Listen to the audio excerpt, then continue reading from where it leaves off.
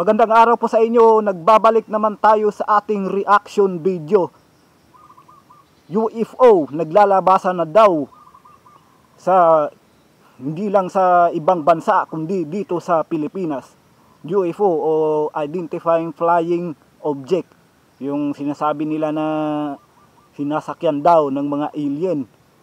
Kung tanong ko sa inyo mga kapatid, kung naniniwala ka sa sa alien, so walang masama doon. Kasi ano ba naman ang silbi ng ginawa ng lumikha ng maraming mga planeta? Siyempre may may tumitira diyan na hindi taga rito sa atin. Yung tinatawag na extraterrestrial o mga alien. So hindi sila ordinaryong mga nilalang. Mga mga galing sila sa ibang planeta. So mas advanced ang kanilang teknolohiya kaysa sa atin. Mula kay PMC o Pinoy Mystery Channel mga kapatid.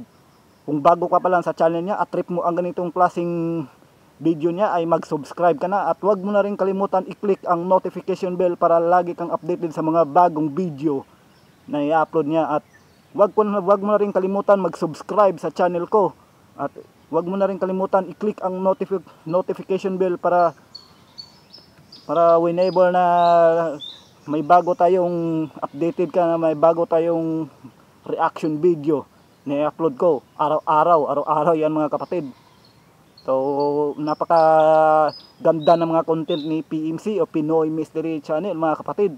Champion na champion talaga sa magandang pagpapaliwanag, kaya bisitahin mo ang link video dito nilagay ko dito sa ibaba mga kapatid. So inaayahan kita na, hinihikayat kita na mag-subscribe sa channel niya mga kapatid. So hindi lang ito ang mga napakalulupit ng mga content niya, kung marami pa. Okay, so wag na natin patagalin ito mga kapatid. Total wala naman tayong hinihintay na. Simulan na natin.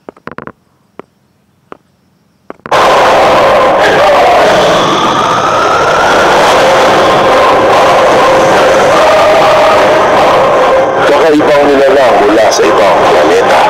Temang UFO ang nananatiling mainit na balita, lalo pa ngayon. Isiniwalat sa Amerika ang sinasabing mga tinatago na biologicals. Narinig ng buong mundo ang kapanipaniwalang testimonya ng mga opisyal. Subalit, marami ang nagtatanong na kung totoo ang mga UFO, bakit sa Estados Unidos lang ito nasasaksihan? Sigurado magugulat ka sa malalaman mo na napakaraming report tungkol sa mga aliens at UFO ang lumabas na mula sa iba't ibang panig ng daigdig. Mayroong mga naniniwala at marami din na mga naghihinala. Ang tanong, totoo ba?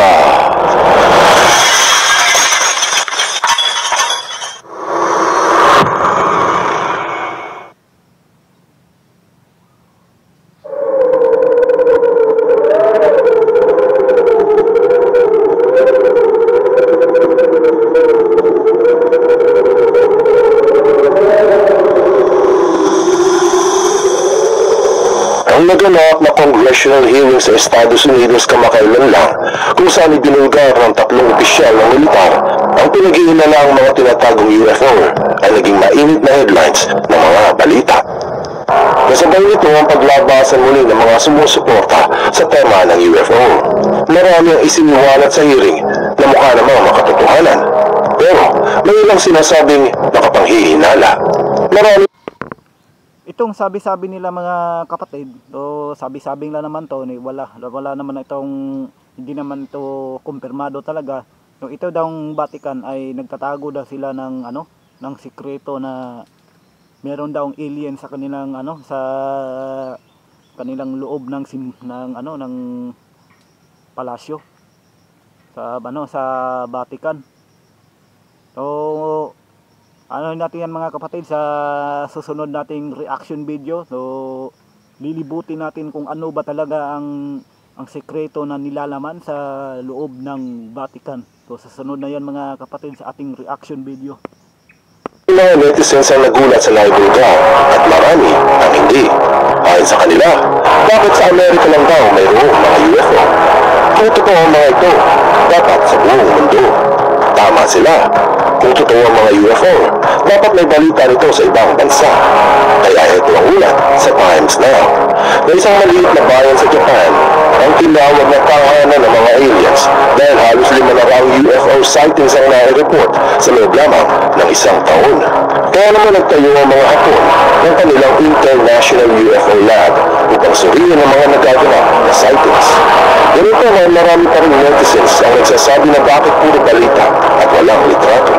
Kung ganon, ito at pagmasdan mo ang ilan sa mga sobra sa 2 na raang litrato kuha mula sa Japan. Habang maraming turista ang naglalakad, lumantad sa kanilang nakalutang na Hughes Flat na sphere. Hindi lang yan. Ito pa ang isang litrato na kuha sa Japan noong taong 1976 sa lugar ng Sapporo. Bukod sa Japan, ang pinaka-nakamamangang ulat tungkol sa mga UFO at ng mga aliens ay sa bansang Russia. Taong 1989 nung sinabi ng mga nakatira sa syudad ng Dalnegorsk na mayroon silang nakita na maliit na mapulang hugis na bilog na lumulutang tapos ay parang bumagsak malapit sa bundok ng Izvestovaya o ang Hill 611. Kumalat ang balita sa karating ng mga lungsod at nakarating sa mga pinauukulan. Matapos ang 3 araw, sa tulong ng mga scientifico at ng kapulisan, nagsagawa ng operasyon ng mga otoridad at puntahan ang bundok. Ilang oras ang inabot bago nakarating sa tuktok at doon sa kanilang lumantad ang nakapaon sa lupa ang Hughes Flat na sphere. Sa pangunguna ni Dr. Vysotsky, isang dalubhasa sa chemical science, sinabi na walang duda na ang kanilang natagpuan ay isang high technology. Medyo sira ang disk dahil sa pagbagsak nito at parang may maninipis na kable gawa sa ginto ang nakalawit palabas. Ilang araw naging usap-usapan ang nangyari sa lungsod habang patuloy ang pagdagsa ng mga militar sa tahimik na bayan. Hanggang matapos ang ilang buwan, wala na silang narinig. Marami na nagsasabi na marahil pinatahimik ang mga taga-roon at naging highly confidential ang mga pangyayari. Ayon sa Times, maraming inilat na nasaksi ang extraterrestrial sa bansang Russia na tulad ng kilalang Voronezh Incident. Walang September taong 1989, sa isang paladuan, nakita ng mga bata doon ang 3 nilalang na may maliit na ulo, pero katulang mata na bumaba sa isang makinsad na hugis bilog na pumarada sa syudad. Ayon sa ulat mismo ng kapulisan doon, na mayroon silang namatang lumilipad sa araw ding iyon na nagpatunay sa kwento ng mga bata. Tapos kamakailan lang, sinabi sa TASS News Agency, ang pangunahing tagapagulat sa bansang Russia, sisimulan na muli ang pagsusuri ng kanilang mga scientists sa mga inulat na UFO sightings at mga alien encounters na nai-report mula pa noong taong 1970s. Naniniwala ka man sa mga UFO o hindi, mahirap itanggi ang mga naganap sa Russia at Japan. Pero kung hindi ka pa rin kumbinsido, sa Pilipinas, meron din mga UFO sightings.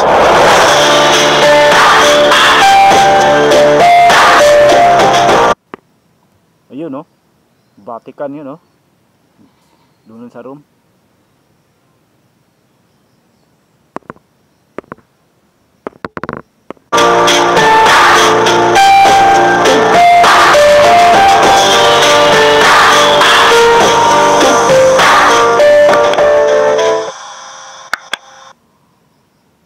Totoo ba ang mga UFO?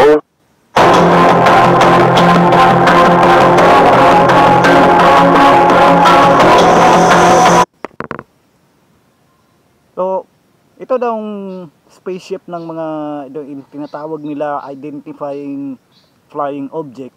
So, baka sabihin nyo na ito daw.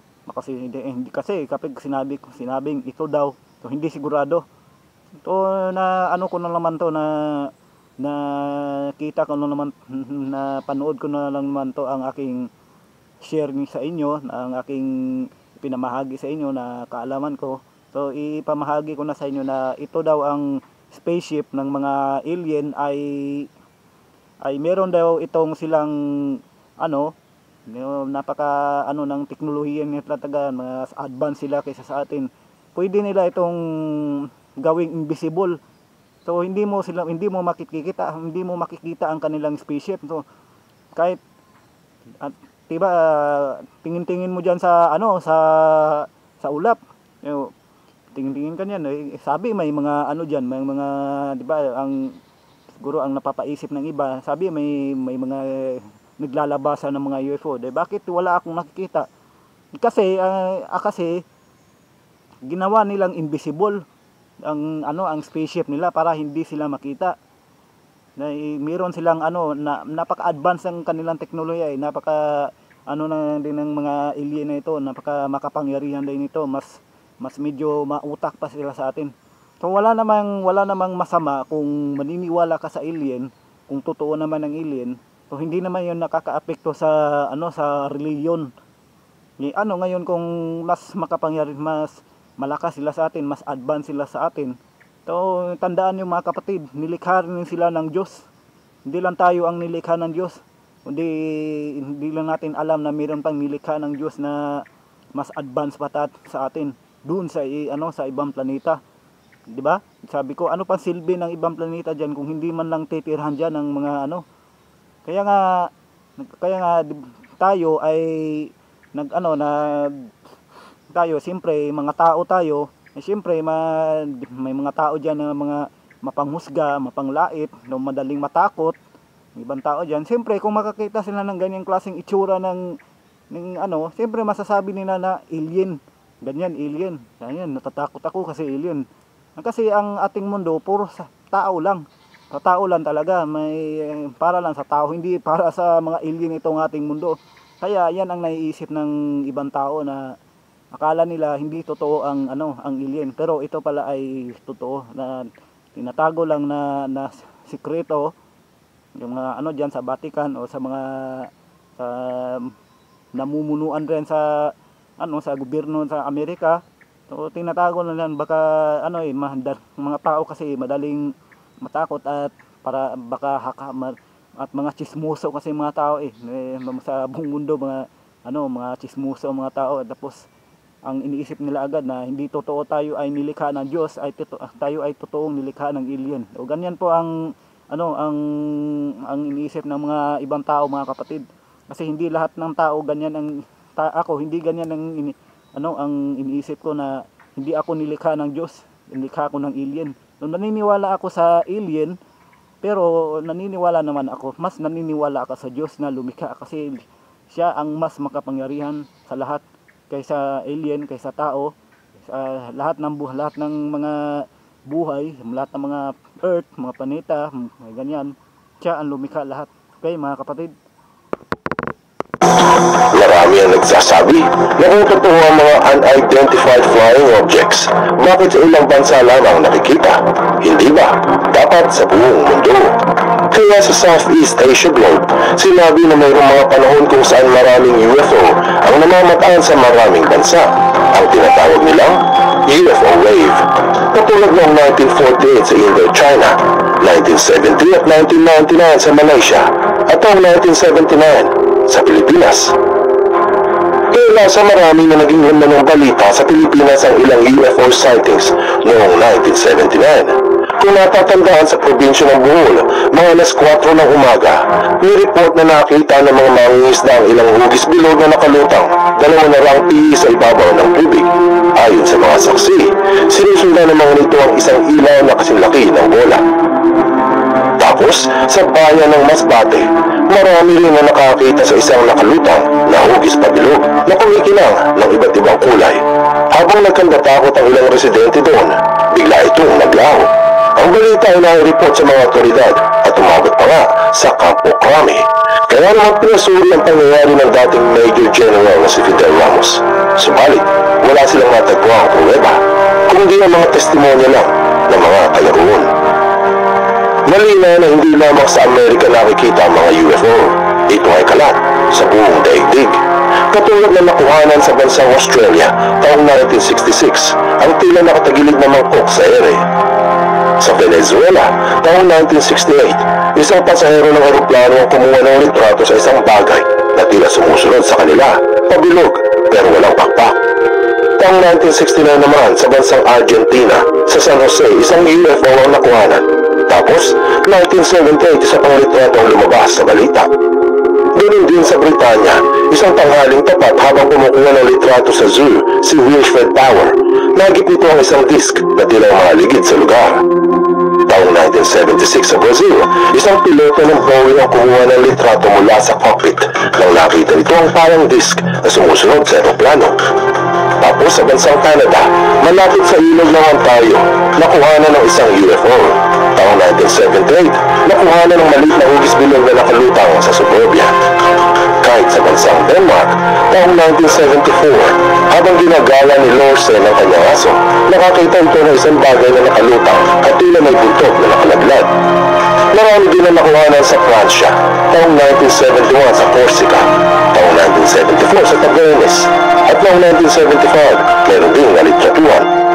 Sa Hawaii taong 1974, habang nagdidiwang ang mga katutubo, isang manunood na nakahagip sa kamera ang nasa ering tila maputing flat na disk. Sa bansang Switzerland, ilang metro lamang ang taas ng isang disk na lumilipad sa bukirin. Tapos taong 1976, tatlong UFO na magkakasama ang nakuhanan ng litrato. So hindi ito mga kapatid hindi ito galing kinunan sa sa mga pelikula. Ito ay totoong actual video talaga na meron silang na kuhanan na mga flat sphere o mga sasakyan, mga identifying flying object o mga sasakyan daw ng mga alien. Sa Germany taong 1979, nakuhanan ng litrato ng isang guro ang disk na humahabol sa isang fighter jet. Sa New Zealand, taong 1979, ilang kuha ng lumulutang na ilaw ang sinuri ng dalawang Air Force photo analyst at sinabi sa resulta ng kanilang eksaminasyon na wala silang nakitang ginamit na pandaraya sa mga litrato. Ilan lamang ang mga ito sa mga kuha ng litrato mula pa noon na nagpapatunay na totoo ang mga UFO o UAP. Subalit ang hindi alam ng karamihan ay, hindi kamot sinabing UFO, ibig sabihin ay, automatic na ito ay mga alien. Kaya nila sinabing UFO dahil ang mga ito ay unidentified o hindi nila alam. Sa kasalukuyan ng mga balita ay muling naglalabasan at ang mga naniniwala ay nagbalik muli upang ipahayag ang kanilang karanasan sa social media.